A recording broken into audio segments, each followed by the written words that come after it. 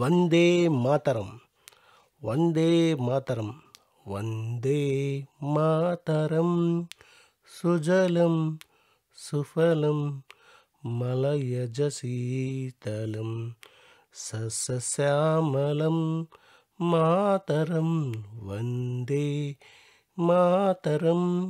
ఈ జాతీయ గీతాన్ని మనం చిన్నప్పటి నుంచి ప్రతిరోజు ఉదయం మన స్కూల్లో పాడేవాళ్ళం. ప్రతి ఒక్కరికి తెలిసే ఉన్నది, ఇప్పటికీ పాడుతూనే ఉన్నాం. ఇది మన జాతీయ గీతం. ఈ జాతీయ గీతం వందే మాతరం సాంగ్ వచ్చి సుమారు 150 సంవత్సరాలు పూర్తయింది.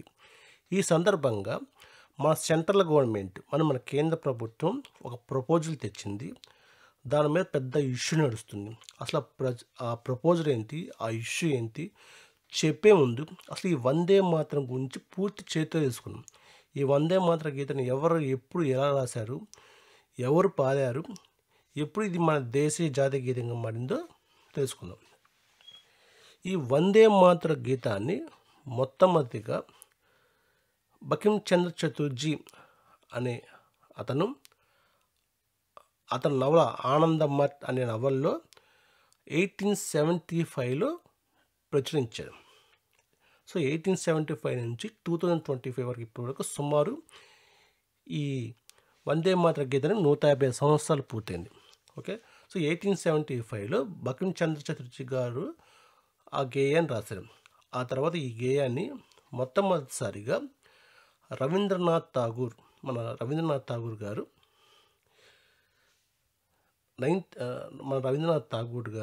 1896లో అందరి ముందు పాడారు. సో ఫస్ట్ రాసింది ఈ జాతీయ గీతాన్ని రాసింది బకిం చంద్ర చటర్జీ, పాడింది రవీంద్రనాథ్ ఠాగూర్. అప్పటి నుంచి ఈ జాతీయ గీతం చాలా ప్రసిద్ధి చెందింది. ఎందుకంటే అప్పట్లో స్వతంత్ర యుద్ధం జరుగుతుంది. ఈ పాటలో దేశభక్తి, స్వతంత్రం గురించి ప్రతి దేశభక్తి, ప్రతి పౌరుడికి దేశభక్తి పెంపొందించేలా ఈ పాటగా అప్పటి నుంచి ఈ జాతీయ గీతం పాడుతూ వచ్చారు. 1950లో దీన్ని మన నేషనల్ జాతీయ గీతంగా ఆమోదించాడు.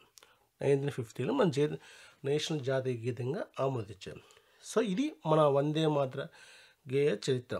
సో ఈ వందే మాతర గీతం 1875లో ప్రచురించబడింది. సో నవంబర్ 7, 2025కి 150 సంవత్సరాలు పూర్తి చేసుకుంది.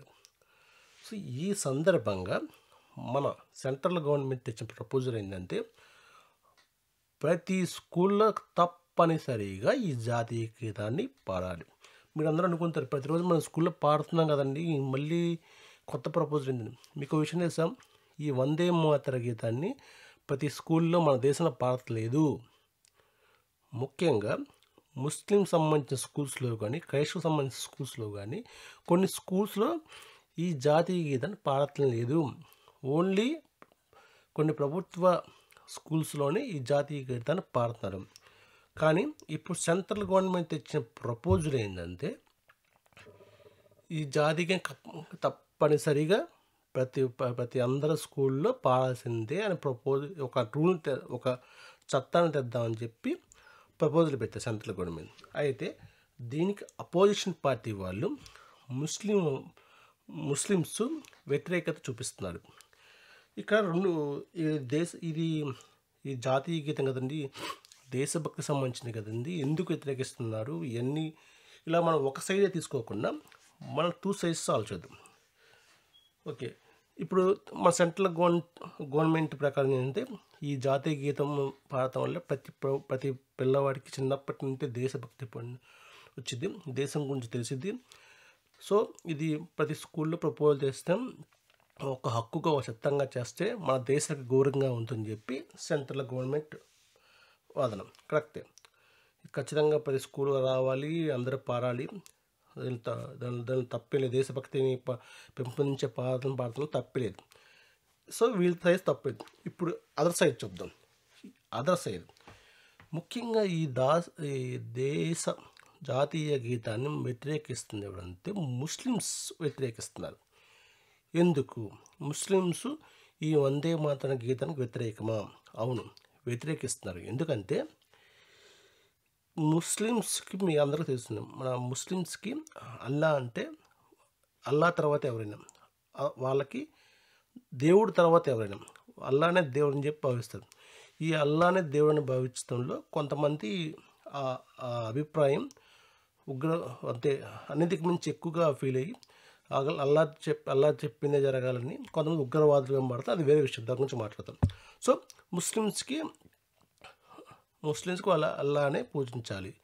అయితే వీళ్ళు చెప్పే ఆ, అభిప్రాయం, వీళ్ళు చెప్పే అభ్యంతరం ఏంటంటే, ఈ జాతీయ గీతంలో భరతమాతని ఒక దేశాన్ని ఒక తల్లిగా మార్చి పాడుతున్నాడు, పూజిస్తున్నాడు. కానీ మేము ముస్లిమ్స్ అల్లాని తప్ప ఎవరిని పూజించము, ఇది మాకు వ్యతిరేకము అని అంటున్నారు. ఇక్కడ మీరు దేశభక్తి కాన్సెప్ట్లోకి వెళ్తే, దేశభక్తి పదం మీకేంటి ప్రాబ్లం అని మీరు గట్టిగా అనొచ్చు. కొంతమంది చాలామంది కోపం రావచ్చు.